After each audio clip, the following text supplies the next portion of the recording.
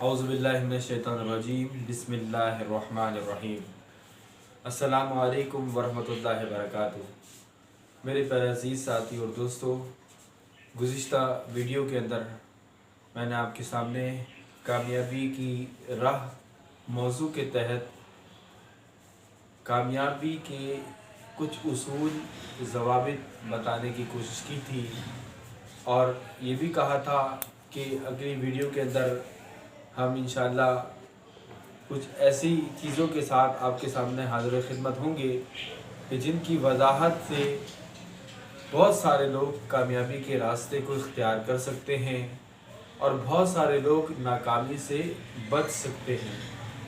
میرے پیارے عزیز ساتھی اور دوستو، پچھلی ویڈیو کے اندر میں نے آپ کے سامنے یہ بتایا تھا کہ احترام وہ سیڑھی ہے جو کامیابی کی پہلی سیڑھی تو ہے، لیکن آخری مقام تک پہنچنے کے لیے معاون ثابت ہوتی ہے، مددگار ثابت ہوتی ہے، اور انسان کے لیے بے شمار مشکل راستوں کو آسان کر دیتی ہے۔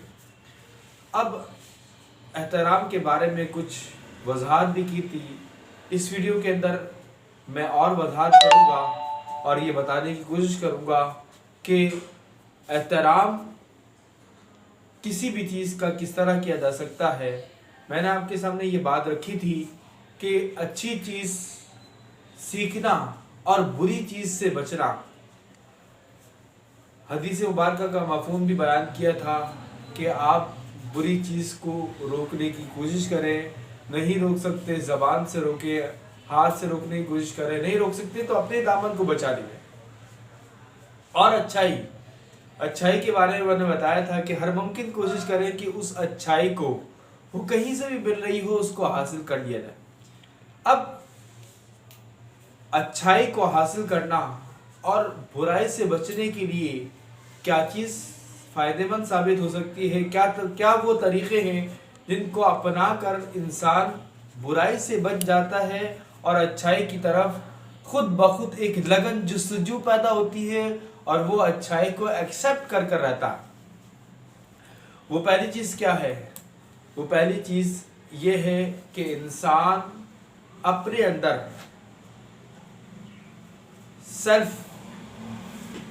خود اپنے اندر یہ پیدا کرے کہ وہ انکساری اختیار کرے، غرور و تکبر سے بچنے کی کوشش کرے۔ انسان جب بھی اس راہ پر نکلتا ہے تو کچھ نہ ہو بھی پھر بھی غرور آ جاتا ہے، اور کچھ ہوتا بھی ہے تو پھر تو آتا ہی آتا ہے۔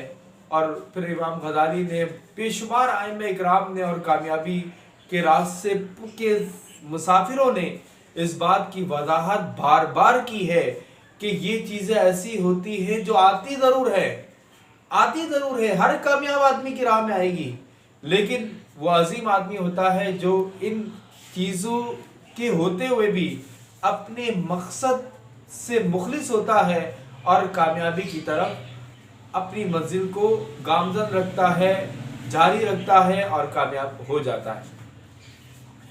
غرور سے کس طرح بچا جا سکتا ہے اور اپنے اندر انکساری کیسے پیدا کی جا سکتی ہے؟ سب سے پہلے میں اس بات کی وضاحت کروں گا کہ انکساری بندے کے اندر ہو تو بندہ کیا کیا سیکھتا ہے، اور غرور ہوتا ہے تو انسان اپنی زندگی بھی تباہ کرتا ہے، دوسروں کی زندگی کو بھی نقصان کی طرف لے جانے کی کوشش کرتا ہے۔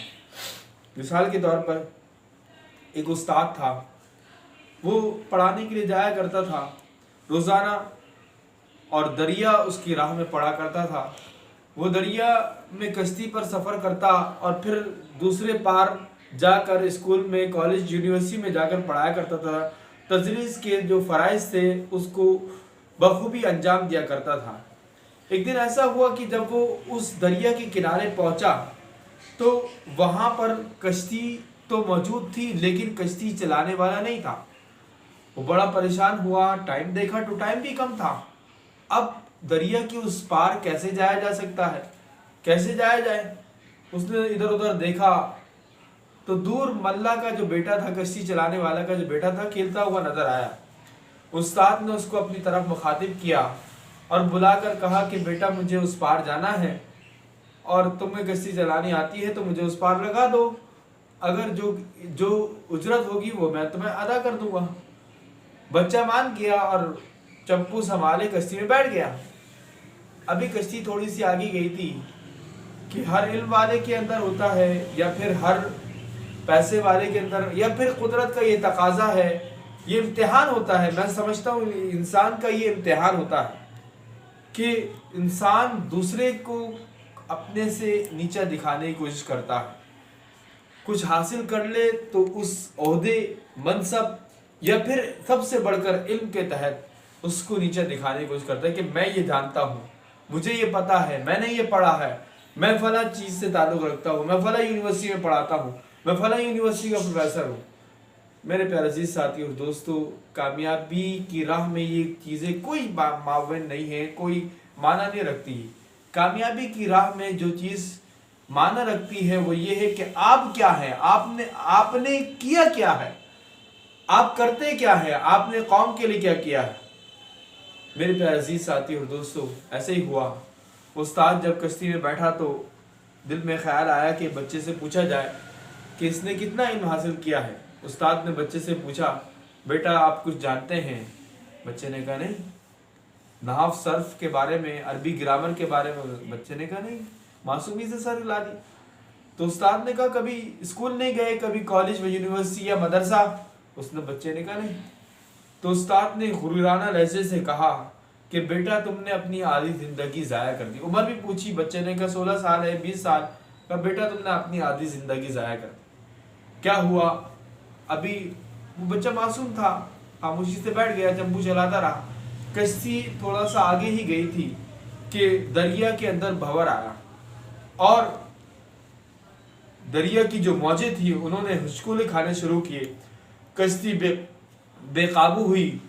تو اب بچے نے یہ سمجھ لیا کہ اب اس کو قابو کرنا ممکن نہیں ہے۔ اب بچہ کھڑا ہوا، استاد سے پوچھا استاد تیرنا آتا ہے؟ تو استاد نے کہا نہیں۔ بچہ مسکرایا اور دریا میں چھلانگ لگائی، تیرتا ہوا ساحل تک پہنچ گیا اور جاتے ہوئے کہنے لگا استاد آپ نے اپنی پوری زندگی ضائع کر دی۔